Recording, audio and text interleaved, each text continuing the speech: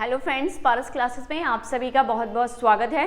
तो हम लोग कंटिन्यू करने वाले हैं हमारे हिंदी की नेक्स्ट क्लास। ये देखिए, ये जो मेरी क्लास स्टार्ट हुई है, ये हम लोगों ने जो टॉपिक स्टार्ट किया है वो हिंदी वर्णमाला टॉपिक स्टार्ट किया है। इसका जो फर्स्ट पार्ट है वो हम लोग ऑलरेडी कवर कर चुके हैं, तो उसके आगे का आज मैं चैप्टर जो है वो कवर करने वाली हूँ। हम लोग एक बार देख लेते हैं कि हम लोगों ने क्या क्या सीख लिया है। देखिए, शुरुआत की थी इस वाले टॉपिक की मैंने बिल्कुल हिंदी वर्णमाला, क्या उसकी सबसे छोटी इकाई है, मौखिक भाषा की सबसे छोटी इकाई कौन सी है, या लिखित भाषा की भाषा कैसे कैसे धीरे धीरे पहले वर्ण आया, वर्ण के बाद अक्षर आया, अक्षर के बाद समूह, अक्षर के बाद शब्द आया, ये सारी बातें हमने उनमें सीखी। फिर उसके बाद हम लोगों ने वर्ण के ऊपर चर्चा की कि वर्ण क्या होता है। फिर हमने वर्ण के दो भाग पढ़े, स्वर और व्यंजन। ठीक है, यहीं से आपकी मुख्य शुरुआत होती है, क्योंकि जो भी आपके प्रीवियस ईयर एग्जाम्स हैं, अगर उसमें हम वर्णमाला वाला चैप्टर देखें तो कहीं ना कहीं आपके प्रश्न जो आज हम लोग यहाँ डिस्कस करने वाले हैं उससे पूछे जाते हैं, या फिर आपके स्वरों का वर्गीकरण मैंने किया हुआ है, कई आधारों पर आपको करके बताया है एक ही वीडियो में, चाहे वो नाद के आधार पर हो, प्राण के आधार पर हो, मुखाकृति के आधार पर हो, मात्रा के आधार पर हो, उच्चारण में लगने वाले समय के आधार पर हो, कि स्वरों को किन किन भागों में बांटा गया है या उन आधारों पर स्वरों के कितने भेद हैं, वो सारी चर्चा हम लोगों ने एक ही वीडियो में की है। अगर आपने वो वीडियो नहीं देखा है तो पहले आप उस वीडियो को देखेंगे, क्योंकि वहां से आपके जितने भी स्वर से संबंधित डाउट है वो क्लियर हो जाएंगे। ठीक है, तो आज जो हम लोग चर्चा करेंगे वो हम लोग करेंगे व्यंजन के ऊपर। ठीक है, क्योंकि वर्ण के आपके दो भेद होते हैं, पहला होता है स्वर और दूसरा होता है व्यंजन। तो आज जितनी भी चर्चा करेंगे वो हम लोग व्यंजन के ऊपर करेंगे। ठीक है, सबसे पहले देखिए डेफिनेशन देख लेते हैं कि व्यंजन क्या होता है। ठीक है, सबसे पहले तो आपको यही पता होना चाहिए कि वर्ण है, वर्ण के दो भाग होते हैं। देखिए, सबसे छोटी इकाई वर्ण है, वर्ण के बाद अक्षर आता है। ठीक है, और ये जो वर्ण है, वर्ण के आपके दो भेद हैं। कौन कौन से भेद हैं? पहला भेद है स्वर और दूसरा भेद है व्यंजन। ठीक है, स्वर से संबंधित सारी चर्चा हम लोग कर चुके हैं इससे पहले वाली वीडियो में। अगर वो वीडियो नहीं देखा है तो आप उसको भी देखेंगे। ठीक है, वीडियो डेफिनेटली बहुत ही हेल्पफुल, बहुत ही इंपॉर्टेंट हो गया और कम टाइम में बहुत अच्छा कंटेंट आप लोगों को मिलेगा। सो वीडियो को लाइक करें, शेयर करें, और चैनल को अगर फर्स्ट टाइम वॉच करें तो चैनल को सब्सक्राइब भी करें और बेल आइकन जरूर प्रेस कर देना, जिससे कि टाइम पर आपको नोटिफिकेशन भी मिलता रहे। ठीक है, चलिए कंटिन्यू करेंगे। जरा सबसे पहले अपने को ये देखना है कि व्यंजन क्या होता है। ठीक है, व्यंजन वर्ण क्या है या व्यंजन ध्वनियां किसे कहा जाता है। ठीक है, तो जरा समझने का प्रयास करेंगे। मैंने बहुत ही शॉर्ट में लिखा है, लेकिन मैं आपको बहुत अच्छे से क्लियर भी करूंगी। देखिए जरा, मैंने क्या लिखा है व्यंजन के आगे, कि जिनका उच्चारण यानी कि जिन ध्वनियों का उच्चारण स्वर की सहायता से किया जाता है उन्हें क्या कहा जाता है? व्यंजन कहा जाता है। यानी कि व्यंजन वे ध्वनियां हैं जिनके उच्चारण में हमें किसकी आवश्यकता होती है? हमें स्वर वर्णों की आवश्यकता होती है। अर्थात हम क्या कह सकते हैं कि स्वर वे वर्ण हैं जिनका उच्चारण बिना स्वर की सहायता से संभव नहीं हो सकता। यानी कि व्यंजनों का उच्चारण करने के लिए हमें किसकी सहायता लेनी होगी? हमें स्वरों की सहायता लेनी पड़ती है, तभी जो व्यंजन वर्ण है वो पूर्ण होता है। ठीक है, दूसरी बात यहीं पे जानेंगे, व्यंजनों को क्या कहा जाता है? व्यंजनों को अर्धमात्रिक कहा जाता है। ठीक है, क्या कहा जाता है? अर्धमात्रिक। क्यों कहा जाता है, जरा इसको समझिए आप। जब भी आप किसी व्यंजन ध्वनि को जब लिखा हुआ देखेंगे तो आप देखेंगे हिंदी में भी अगर किसी व्यंजन ध्वनि को लिखा जाता है तो उसे ऐसे करके लिखा जाता है। यानी कि जब भी आपने का लिखा, का के नीचे आप क्या लगाते हैं? हलंत लगाते हैं। तो इसका मतलब है ये जो अभी का है ये पूर्ण रूप से तैयार नहीं है। किसके लिए? उच्चारण के लिए। क्यों? क्योंकि अभी ये अर्धमात्रिक है, इसमें हमने स्वर को स्वर का योग नहीं किया है। जब हम इस अर्धमात्रिक का में क्या जोड़ते हैं? आस्वर जोड़ते हैं, तब जाकर ये क्या होता है? पूर्ण होता है, और तब हम इसका शुद्ध उच्चारण कर पाते हैं का। ठीक है, तो इसलिए स्वर वे ध्वनियां हैं जिनके उच्चारण के लिए निश्चित रूप से स्वरों की आवश्यकता होती ही होती है। बिना स्वर की सहायता के व्यंजनों का उच्चारण संभव नहीं है। ठीक है, क्योंकि शुद्ध व्यंजन वर्ण कैसा होता है? अर्धमात्रिक होता है। जब तक हम व्यंजन ध्वनियां कहेंगे, क्योंकि ध्वनि वर्ण में अभी हमने क्या है? स्वरों का योग नहीं किया, तो व्यंजन को हम किस रूप में लिखते हैं? अर्धमात्रिक रूप में लिखते हैं। जब हम इसमें स्वर का योग कर देते हैं तब उसके नीचे का हलंत हट जाता है। इतनी बात क्लियर है कि व्यंजन क्या होता है, व्यंजन की डेफिनेशन क्या है? तो व्यंजन वे ध्वनियां हैं जो स्वर की सहायता से बोली जाती हैं। ठीक है, चलिए अगला देखेंगे। जरा थोड़ा सा वर्गीकरण पे आते हैं। उससे पहले मैं आपको बता दूं, हम लोगों ने वर्ण के दो भेद पढ़े थे, पहला स्वर और दूसरा व्यंजन। ठीक है, स्वर को एक बार मैं शॉर्ट में यहाँ बता दूं। देखिए, हो सकता है कि कुछ लोगों ने वो फर्स्ट पार्ट नहीं देखा हो तो उनको स्वरों की संख्या में कंफ्यूजन रहे। ठीक है, क्योंकि ये संख्या भी बहुत ही महत्वपूर्ण है। आपका जनरल सा क्वेश्चन इसकी संख्या से भी बन जाता है। हो सकता है वो स्वर की संख्या हो या हो सकता है वो व्यंजन की संख्या हो। ठीक है, जरा स्वर की संख्या आप लोग देख लेंगे। देखिए, यहाँ मैंने लिखा है स्वर की संख्या। अब स्वर की संख्या भी क्या है, वैसे तो देखिए आपके स्वर की संख्या 3 बताई गई है, ठीक है। सबसे पहले अगर मैं बात करूं कि भरत मुनि के द्वारा स्वरों की संख्या 10 भी बताई गई है, लेकिन वो अब हमारे क्या है, उसको इतना डीप नहीं पूछा जा सकता, लेकिन मैं एक बार फिर भी क्लियर कर देती हूँ कि जो 10 बताई गई है वो कैसे है। तो ये जो आपके 11 स्वर हैं, देखिए मोस्ट इंपॉर्टेंट, सबसे पहले तो आपको ये याद रखना है, जब भी आपसे स्वरों की संख्या पूछी जाए अपने को कितनी बतानी है, 11 बतानी है। स्वरों की संख्या कितनी बतानी है, 11, ठीक है। 11 ऑप्शन में नहीं होता है तो फिर स्वरों की संख्या कितनी बतानी है, 13, ठीक है। जो मुख्य संख्या है वो कितनी है, 11, और अगर 11 नहीं है ऑप्शन में फिर कितना बताएंगे, 13, ठीक है। 11 कैसे और 13 कैसे है वो समझते हैं जरा। देखिए मैंने सब कुछ सामने लिखा हुआ है। जो आपकी स्वरों की संख्या 11 है तो वहां क्या क्या आता है, देखिए दोनों प्रकार के आ, दोनों प्रकार की ई, दोनों प्रकार के उ, री, दोनों प्रकार की ए और दोनों प्रकार के ओ। जब आप इनको काउंट करेंगे तो ये आपके कुल स्वर कितने हो जाएंगे, 11 हो जाएंगे। और आप लोग अब सोच रहे होंगे कि हम लोग एक और पढ़ते हैं कि छोटे अंग और बड़ी अंग भी पढ़ते हैं, तो वो भी तो हम स्वरों के अंतर्गत पढ़ते हैं, लेकिन हम उन्हें क्या नहीं कह सकते, हम उन्हें मुख्य रूप से स्वर नहीं कह सकते। उन्हें क्या कहा जाता है, उन्हें एक नया नाम दिया गया है हिंदी व्याकरण में, उन्हें कहा जाता है अयोगवाह वर्ण, ठीक है। और वो 2 अयोगवाह वर्ण है हिंदी में, ठीक है। ध्यान रखिए अभी हम लोग हिंदी पढ़ रहे हैं, संस्कृत नहीं पढ़ रहे हैं। संस्कृत में अयोगवाह वर्णों की संख्या अलग हो जाएगी, ठीक है। तो जब भी हिंदी में अयोगवाह वर्णों की संख्या पूछी जाए कितनी बतानी है, 2 बतानी है। और वो 2 अयोगवाह वर्ण कौन कौन से हैं, एक है आपकी छोटी अंग और एक है आपकी बड़ी अंग, ठीक है। इसको छोटी अंग और बड़ी अंग ना लिख के कभी कभी ये भी लिख के दिया जा सकता है अनुस्वार और विसर्ग, ठीक है। क्या भी लिख देते हैं, अनुस्वार और क्या भी लिख दिया जाता है, विसर्ग, ठीक है। तो ये हिंदी के 2 क्या हैं, हिंदी के 2 अयोगवाह वर्ण हैं। जब इन 2 अयोगवाह को 11 स्वरों में जोड़ देते हैं तब जाके कुल स्वरों की संख्या क्या हो जाती है, तब जाके कुल स्वरों की संख्या 13 बनती है, ठीक है।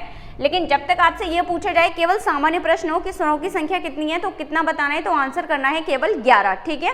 और 11 ऑप्शन में नहीं है तो फिर हम कितना भी लगा सकते हैं, तो हम 13 भी लगा सकते हैं। और उन 13 में आपको पता होना चाहिए कि संख्या 13 कैसे हो गई, 11 स्वर के बाद 2 अयोगवाह वर्ण। कौन कौन से हैं 2 अयोगवाह वर्ण, छोटी अंग और बड़ी अंग। छोटी अंग को क्या कहा जाता है, अनुस्वार, और बड़ी अंग को क्या कहा जाता है, विसर्ग। जब इन दोनों को भी जोड़ दिया जाता है तो कुल संख्या कितनी हो जाती है, 13। आई होप ये स्वर वाली आपको सारी चीजें क्लियर है, ठीक है। अब जरा व्यंजनों पर आते हैं, ठीक है, क्योंकि मुख्य चर्चा जो करनी है वो अपने को व्यंजन पर करनी है, ठीक है। व्यंजन की डेफिनेशन क्लियर है, अब जरा व्यंजन की संख्याओं पर आते हैं, ठीक है। अगर सामान्य से आपसे प्रश्न पूछा जाए कि व्यंजनों की संख्या कितनी है तो आपको उत्तर करना है 33, ठीक है। लेकिन हिंदी व्याकरण में व्यंजनों की और भी बहुत संख्याएं और कैसे कैसे हैं अब उन पर चर्चा करेंगे, ठीक है। चलिए आइए, सबसे पहले व्यंजनों की संख्या जब भी दी जाती है ऑप्शन में आपको 33 ऑप्शन अगर है तो वहां आपको व्यंजनों की संख्या के लिए किसको वरीयता देनी पड़ेगी, व्यंजनों की संख्या आपको बतानी है 33। अब ये संख्या 33 कैसे होती है जरा वो समझेंगे। जब भी आप देखिए हिंदी वर्णमाला को पढ़ेंगे तो आप जब हिंदी वर्णमाला के व्यंजनों को पढ़ते हैं तो आप उसमें क्या पढ़ेंगे, आप उसमें 25 स्पर्श व्यंजन पढ़ेंगे। देखिए स्पर्श व्यंजन क्या है, सब पे चर्चा होगी, लेकिन जो अभी मैं समझा रही हूँ आप उसको फोकस करेंगे क्योंकि ये वो कंटेंट है जहां से डायरेक्टली आपको अपने पेपर में प्रश्न देखने के लिए मिलेगा, ठीक है। सो धैर्य के साथ बस क्लास देखिए आप लोग, ठीक है। बहुत ही इंपॉर्टेंट होगी और सारी चीजें मैं आपको क्लियर करा दूंगी, ठीक है। बस आप सुनते जाइए आराम से। देखिए सबसे पहले जो 33 व्यंजन है उनमें हम किस किस को पढ़ते हैं, ठीक है। तो 33 व्यंजन में जरा समझिए, सबसे पहले तो अपने को 25 स्पर्श व्यंजन पढ़ने हैं, ठीक है। स्पर्श व्यंजनों के लिए यहाँ 2 बातें आप याद रखेंगे। देखिए स्पर्श व्यंजन क्या है, अभी नीचे वैसे मैं चर्चा कर दूंगी, चलिए अभी संख्या ही देख लीजिए, ठीक है। चलिए तो हम जो 33 व्यंजन पढ़ेंगे उनमें हम क्या क्या पढ़ते हैं, एक तो 25 स्पर्श व्यंजन पढ़ते हैं, उसके बाद हम लोग 4 अंतस्थ व्यंजन पढ़ते हैं और 4 ऊष्म व्यंजन पढ़ते हैं। जब इन सबको हम टोटल करेंगे तो हमारी संख्या कितनी निकल आती है, तो हमारी संख्या निकल आती है 33। यानी कि ये 33 व्यंजन आपके माने गए हैं मुख्य रूप से। लेकिन इनके बाद में जैसे जैसे भाषा का विकास होता गया तो अन्य वर्णों का भी समावेशन होता गया। तो फिर आगे देखेंगे जो हिंदी वर्णमाला में फिर और व्यंजन जुड़ गए, और वो कौन कौन से जुड़े जरा समझेंगे। फिर हमने उसमें 4 संयुक्त व्यंजन जोड़ दिए। हो सकता है आपके मन में ये भी आ रहा होगा मैम साथ ही साथ में ये बता देती कि वो वर्ण भी कौन कौन से हैं, तो थोड़ा धैर्य रखिए, वो सारी चीजें हम लोग आगे डिस्कस करेंगे। मैं एक एक वर्ण बताऊंगी कि कौन सा वर्ण किस में आता है और वो वर्ण कौन सा है, ठीक है। तो बस अभी समझिए 33 मुख्य व्यंजन थे, उसके बाद में भाषा के विकास के साथ ही साथ और भी व्यंजन वर्ण ऐड हो गए, वो कौन कौन से थे वो समझेंगे। देखिए उसके बाद 4 संयुक्त व्यंजन और जुड़े, उसके बाद 2 आगत वर्ण जुड़े और उसके बाद 2 उत्क्षिप्त वर्ण जुड़े, ठीक है। यानी कि जब आप इन बाकियों को भी जोड़ेंगे तो देखिए 4 संयुक्त हो गए, 2 आपके आगत हो गए और 2 उत्क्षिप्त हो गए, तो कुल मिला के 8 व्यंजन और हो गए। तो यहाँ पे 33 में और क्या जुड़ जाते हैं, 8 और जुड़ जाते हैं, ठीक है। तो फिर कुल मिला के आपके व्यंजनों की संख्या कितनी हो जाती है, 41 हो जाती है। देखिए 33 ये और 8 जोड़ लीजिए तो कुल मिला के कितनी हो जाएगी आपकी, 31 हो जाएगी, ठीक है। वो सॉरी 41 हो जाएगी, कितनी हो जाएगी, व्यंजनों की संख्या 41 हो जाएगी, ठीक है। अब यहाँ जब पूछा जाता है कि हिंदी वर्णमाला में संपूर्ण वर्ण कितने हैं, तो संपूर्ण वर्ण में देखिए एक जगह आपको ऑप्शन मिल सकता है 52, ठीक है। संख्या 54 भी है, लेकिन कैसी है वो सारी बातें मैं आपको बता रही हूँ। देखिए जब व्यंजन टोटल कितने जोड़े जाते हैं, जब टोटल व्यंजन 41 जोड़े जाते हैं तो फिर संख्या कितनी हो जाती है, 11 संख्या कितनी हो जाती, और स्वर कितने जोड़ते हैं 11, तब जाके कुल संख्या कितनी हो जाती है 52। 41 व्यंजन लिए, 11 स्वर लिए, तब जाके कुल वर्ण कितने हो गए, 52 हो गए, ठीक है। अब हो सकता है कि 52 इस प्रकार से ना जोड़े गए हो, क्योंकि 52 और भी प्रकार से आ जाता है। वो कैसे आता है वो अभी हम लोग आगे चर्चा और करेंगे। तो कुल वर्ण कितने हैं, इस प्रकार से कुल वर्ण आपके कितने हो जाते हैं, 52 हो जाते हैं, ठीक है। और दूसरी बात 54 भी संख्या आती है। 54 कैसे आती है वो समझ लेंगे। ये 41 हमने जोड़े व्यंजन और उसके बाद हमने क्या जोड़े, 13 आपके जोड़े स्वर, क्योंकि अयोग वाह को जब जोड़ देते हैं तो स्वरों की संख्या कितनी हो जाती है 13, तो तब जाकर संख्या कितनी हो जाती है कुल वर्णों की 54, ठीक है। चलिए अब जरा आगे देखेंगे। इनके अलावा ये संख्याएं क्लियर है आपको कि सबसे मुख्य जो व्यंजन है वो 33 हैं। 33 के बाद और कौन कौन से वर्ण जोड़े, 4 संयुक्त जोड़े, 2 आगत जोड़े और 2 उत्क्षिप्त जोड़े, तब ये 8 व्यंजन और आ गए। तो 33 और 8 मिला के कुल व्यंजन कितने हैं, अगर हिंदी व्याकरण के कुल व्यंजन वर्णों की बात की जाए तो वहां 41 व्यंजन आते हैं, ठीक है। स्वर कितने आते हैं, 11 भी आते हैं और स्वर कितने भी आते हैं, 13 भी आते हैं। इतनी बात क्लियर है। चलिए अब आगे जरा पढ़ेंगे हिंदी वर्णमाला में व्यंजनों का वर्गीकरण। अब देखिए कई आधारों पर व्यंजनों के अलग अलग वर्गीकरण किए गए हैं। जैसे कि हम लोगों ने स्वर में पढ़े थे कि नाद के आधार पर स्वर के कितने भेद हैं, मुखाकृति के आधार पर स्वर के कितने भेद हैं, या जिह्वा के आधार पर कितने भेद हैं। तो इस प्रकार से अलग अलग आधारों पर स्वरों के अलग अलग भेद बताए गए हैं। इसी प्रकार से आपका व्यंजनों में भी है कि अलग अलग आधारों पर व्यंजनों के क्या हैं, अलग अलग भेद बताए गए हैं। अगर हम लोग सबसे पहले बात करें हिंदी वर्णमाला, हिंदी वर्णमाला में कितने प्रकार के व्यंजनों का समावेशन है या कितने प्रकार के भेद हैं, तो जब आप हिंदी वर्णमाला को पढ़ेंगे तो आप हिंदी वर्णमाला में 4 प्रकार के क्या पढ़ते हैं, व्यंजन पढ़ते हैं, ठीक है। कौन कौन से 4 प्रकार के व्यंजन पढ़ते हैं जरा समझेंगे यहाँ पे। सबसे पहले तो हम हिंदी वर्णमाला में 25 स्पर्श व्यंजनों को पढ़ते हैं। उसके बाद हम लोग हिंदी व्याकरण में ही 4 अंतस्थ व्यंजनों को पढ़ते हैं। यानी कि सबसे पहले हम क्या पढ़ते हैं, स्पर्श व्यंजन पढ़ते हैं हिंदी वर्णमाला में। दूसरे पढ़ते हैं अंतस्थ व्यंजन जिनकी संख्या कितनी है, 4 है।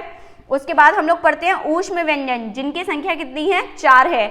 इसके अलावा हिंदी वर्णमाला में हम लोग क्या और पढ़ते हैं, इसके अलावा हम लोग हिंदी व्याकरण में संयुक्त व्यंजन भी पढ़ते हैं। क्या भी पढ़ते हैं हिंदी वर्णमाला में, संयुक्त व्यंजन भी पढ़ते हैं, और जिनकी संख्या कितनी है, जिनकी संख्या 4 है। और कौन कौन से होते हैं, छ, त्र, ज्ञ और श्र, ठीक है।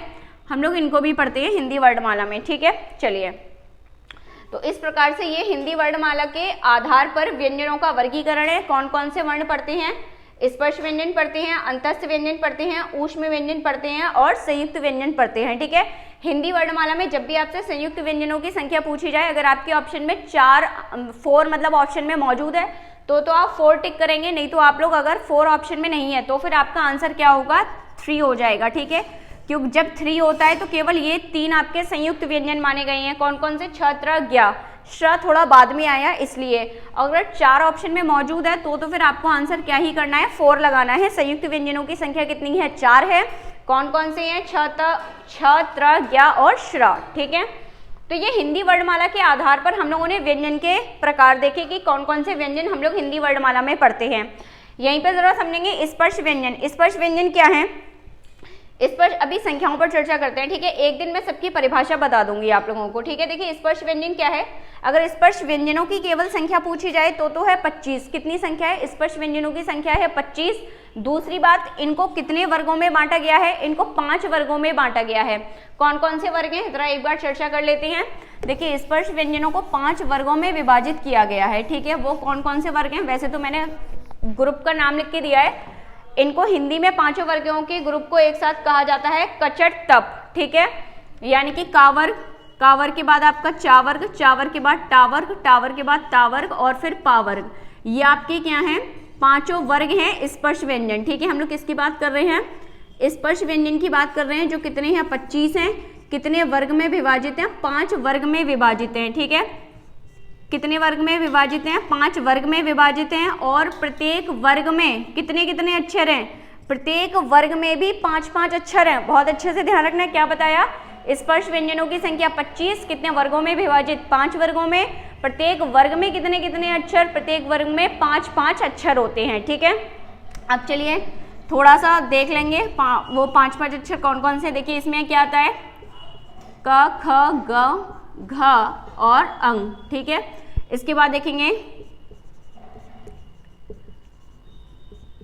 च, छ, ज, झ, या। उसके बाद देखेंगे ट, ठ, ड, ढ और अड़ा। ये देखिए प्रत्येक वर्ग में भी जब आप देखेंगे तो 5-5 वर्ण ही आएंगे। ठीक है, और इस प्रकार से पांचों वर्गों को जब आप कुल मिला के गिनेंगे तो कितने हो जाएंगे? 25 वर्ण हो जाएंगे।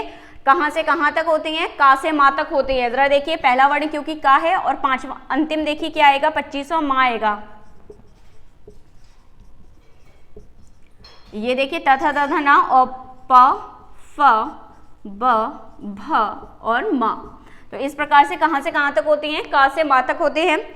इसलिए इनको क्या क्या कहा जाता है? जरा स्पर्श व्यंजनों के और भी नाम देख लेंगे। देखिए इनको स्पर्श व्यंजन भी कहा जाता है, इनको वर्गीय व्यंजन भी कहा जाता है। इनको वर्गीय व्यंजन क्यों कहा जाता है? क्योंकि ये 5 वर्गों में विभाजित है। ठीक है, और इनको क्या कहा जाता है? इनको पंचवर्गीय भी कह देते हैं, क्योंकि इनमें प्रत्येक वर्ग में कितना कितना अक्षर है? 5-5 अक्षर है। या 5 वर्ग होने के कारण इनको क्या भी कह देते हैं?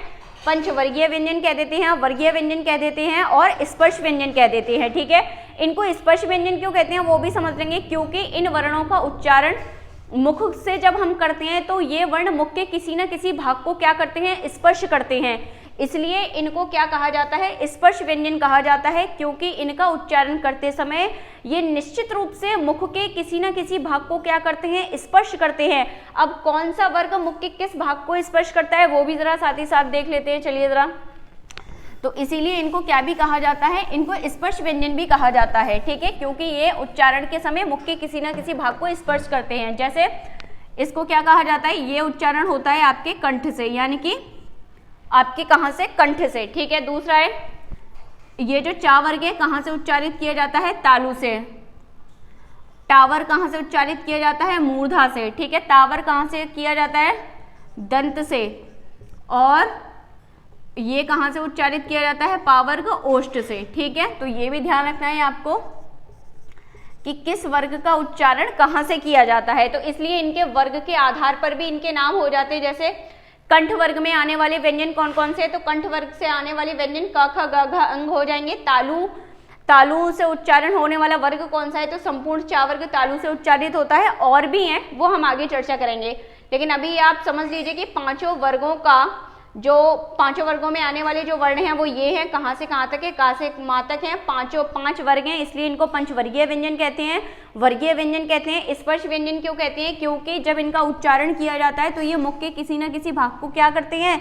स्पर्श करते हैं, इसलिए इनका नाम क्या है? स्पर्श व्यंजन है। अब किस किस भाग को स्पर्श करता है कौन सा वर्ग, वो भी समझ लीजिए। का वर्ग स्पर्श करता है कंठ को, चा वर्ग स्पर्श करता है तालु को, टा वर्ग स्पर्श करता है मूर्धा को, तावर्ग स्पर्श करता है दंत को, और पावर्ग स्पर्श करता है ओष्ठ को, यानी कि होठ को। अभी इतना ही ध्यान रखेंगे जितनी जरूरत है। आगे जैसे जैसे और हम लोग आगे बढ़ते जाएंगे और भी बातों पर चर्चा करेंगे। और आगे देखिए अंतस्थ वर्ण कितने हैं? अंतस्थ वर्ण आपके कितने थे? 4 थे। कौन कौन से थे? य, र, ल, व। ठीक है, इनको अर्धस्वर भी कहते हैं, लेकिन वो कब कहेंगे वो आगे समझेंगे। ठीक है, आगे देखेंगे ऊष्म व्यंजन कौन कौन से हैं। ऊष्म वर्णों की संख्या है 4, और पूछे कोई कौन कौन से हैं तो बता देना। तीनों प्रकार के श और ह, यानी कि श, श, श और ह, ये क्या है? ऊष्म है। ठीक है, उसके बाद देखेंगे संयुक्त व्यंजन। संयुक्त व्यंजन क्या क्या है? छ, त्र, ज्ञ और श्र, यानी कि इनकी संख्या कितनी है? हिंदी व्याकरण में इनकी संख्या 4 है। ठीक है, छ, त्र, ज्ञ और श्र किस किस से बनते हैं आगे की चर्चा हम लोग आगे कर लेंगे। ठीक है, तो आई होप आज का वीडियो आपके लिए बहुत ही हेल्पफुल होगा, बहुत ही इंपॉर्टेंट होगा। और भी अभी व्यंजनों को कई आधारों पर वर्गीकरण करना बाकी है, जैसे कि प्राण के आधार पर और कंपनी के आधार पर, कई सारे आधारों, प्राणत्व के आधार पर, प्रयत्न के आधार पर, कई सारे अभी वर्गीकरण बाकी है व्यंजनों के। तो इसके बाद वाली क्लास उसी पर आधारित होगी, क्योंकि जनरली वहाँ से भी आपको क्वेश्चन मिल जाता है। जैसे आपने देखा होगा कि निम्न में से बताइए कौन सा घोष वर्ण है, कौन सा अघोष है, कौन सा महाप्राण है, कौन सा अल्प प्राण है। तो इस तरीके के जो प्रश्न आपको मिलेंगे वो आपको इसी वीडियो से मिलेंगे, कुछ तो आपको यहाँ से मिलेंगे और कुछ आपको अगली वीडियो से मिलेंगे। सो वीडियो पसंद आई तो वीडियो को लाइक कीजिए, वीडियो को शेयर कीजिए और चैनल को अगर सब्सक्राइब नहीं किया है तो चैनल को जरूर सब्सक्राइब कर लें और बेल आइकन प्रेस कर देना, जिससे कि टाइम पर नोटिफिकेशन आपको मिलती रहे। So thank you so much.